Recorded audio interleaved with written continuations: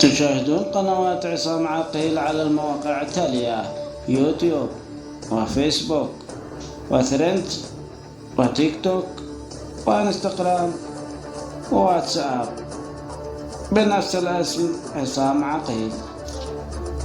بسم الله الرحمن الرحيم. أعزائي المشاهدين والمتابعين، حياكم الله جميعا وأهلا وسهلا بالجميع. طبعا حبينا نطلع بهذا الفيديو العاجل بسبب الطلب وطلب الجمهور بكيف وأين ستنقل مباراة اليمن والعراق. طبعا قلنا في الفيديو السابق وتوقعنا المباراة وأتينا بالتوقيت، أما هذا الفيديو سيكون عن القناة الناقلة للمباراة.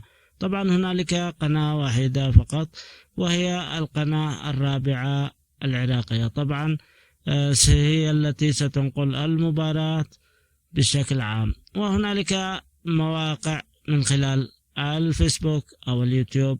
طبعا القناة ستكون على المفتوحة وترددها كالتالي: تشاهدون في الشاشة الآن تردد القناة لمن أراد مشاهدة المباراة.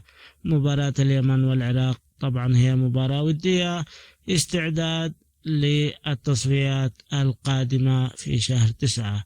كنت معكم أنا عصام عقيل، وإذا حبيتم الاشتراك في القناة فأهلا وسهلا بالجميع. إلى اللقاء.